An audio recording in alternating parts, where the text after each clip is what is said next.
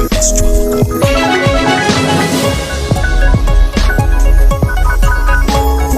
is the news on Honor 103.5 FM. Honor FM News, accurate, transparent, undiluted. We go deep. We bring you the news behind the news. Honor FM News. If it's new, then it's news.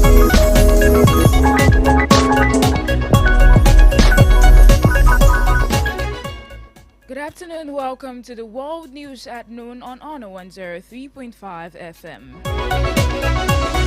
On the national news this afternoon, Tinubu reconstitutes NNPC Limited Board. And on the African news, Congo M23 rebels to hold direct dialogue in Qatar. On the foreign scene, world braces as Trump set to announce sweeping tariffs. And on the entertainment scene, Top Gun and Batman actor Val Kilmer dies at 65. Finally, on sport news, EPL to introduce semi-automated offside technology.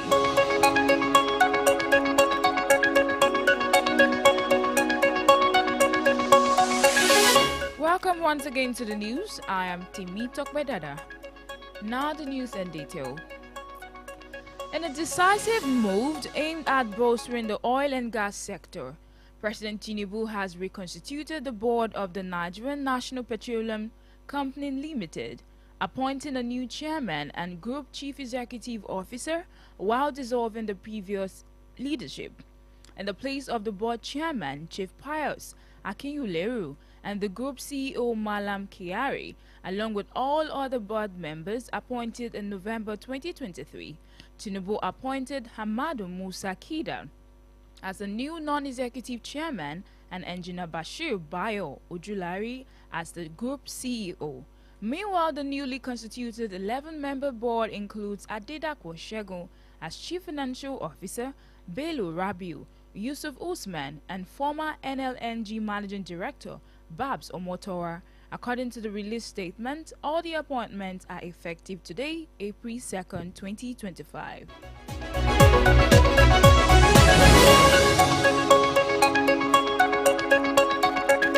And coming from Edo State, operatives of the Department of State Security have arrested two principal suspects involved in the killing of 16 Nigerians of northern extraction in Uromi, a Eson Northeast local government area last week. According to a statement by the Chief Press Secretary to Governor Monday Okpebolo, Fred Utwa, the suspects were arrested by operatives of the DSS in Uromi following credible intelligence.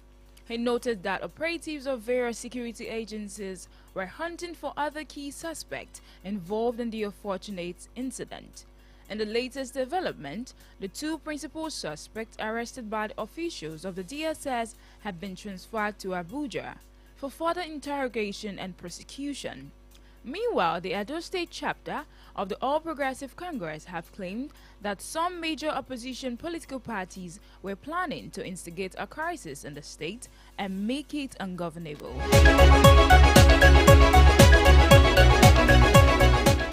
Across in the news this afternoon, the Independent National Electoral Commission, INEC, is shopping for cash to conduct by-elections to fill vacant seats in the National Assembly and some houses of assembly constituencies. The electoral agency is already in the breach of Section 76 of the Constitution, which prescribes a by-election into a vacant seat within 1 month. Besides, the Senate has passed a resolution directing INEC to hold elections into the 2 vacant seats in the Red Chamber. Prior to the Senate resolution, the House of Representatives had in February resolved to investigate the delay in conducting by-elections by the Commission as provided for in the Electoral Act. Meanwhile, the House also directed its Committee on Electoral Matters to invite the leadership of INEC to provide a detailed explanation of the reasons behind the delay. Moving on to the African news, the Congolese government and M23 rebels are expected to hold direct talks on April 9, 2025 in the Qatari capital, according to a developing report. The meeting in Doha will be the first between the two sides since the rebels backed by Rwanda captured 2 provincial capitals in eastern Congo. An earlier meeting planned in Angola on March 18 was aborted after M23 pulled out at the last minute, protesting European Union sanctions on the leaders.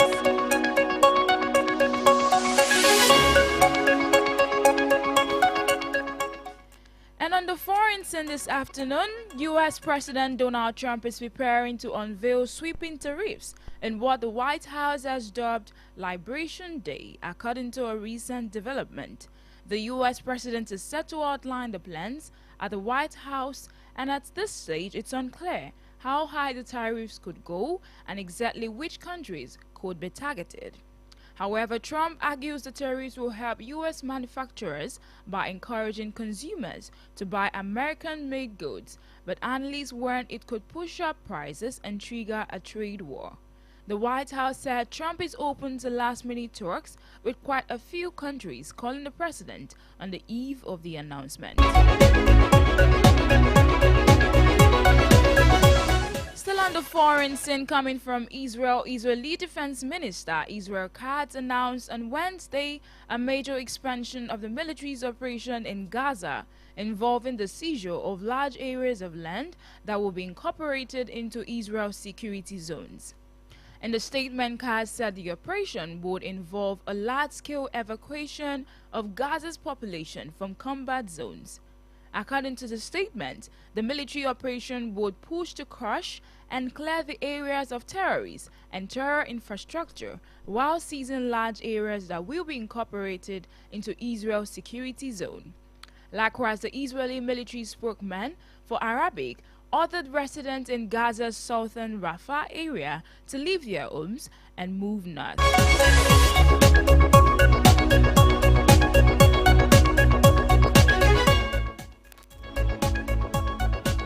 And now to the business report.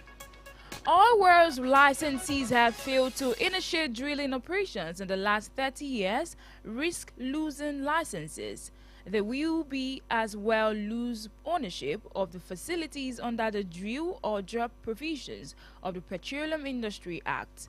The Minister of State for Petroleum Resources, Senator Henikan Lukubiri, made this known while speaking at the Cross Industry Group meeting held in Italy, organized by international oil companies operating in Nigeria. He urged industry players to explore collaborative measures such as shared resources for constituent assets, farm-outs, and the release of underutilized assets to operators ready to invest in production. According to his spokesman, the minister added that the decision to enforce the drill or drop in the PRA 2021 is in line with the federal government's drive to boost production.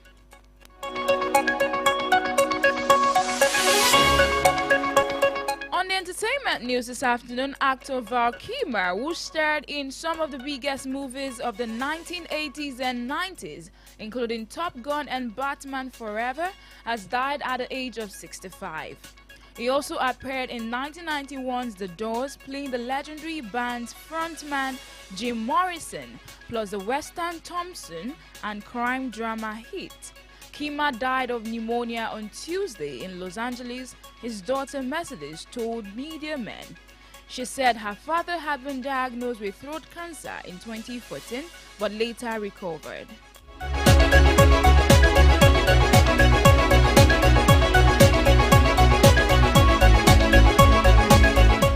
And finally, on the sport news this afternoon, semi-automated offside technology will be used for the first time in the Premier League later this month, the league has said, following successful testing in the FA Cup.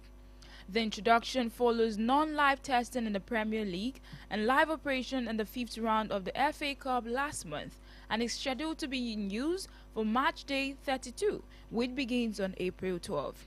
Premier League clubs unanimously agreed to the implementation last year, and the technology had been expected to be in use by December, but met with problems in testing.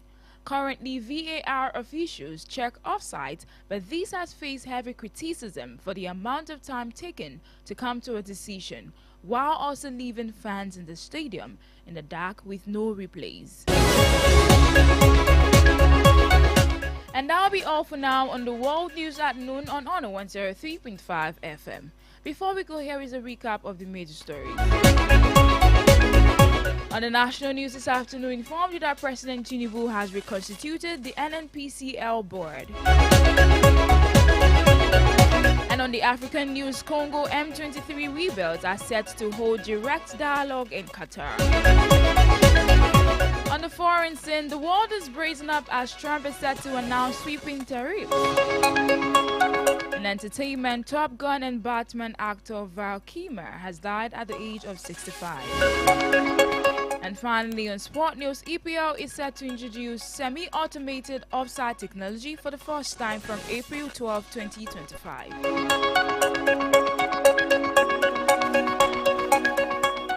For Eyewitness Report news mentions and news commercials, contact the Honor FM newsroom at 0817-675-5555. You can also visit our website at www.honorfm1035.net for more information. The news was compiled and edited by Anolu Akpo Idu. I am Temitope Dada. Thanks for listening.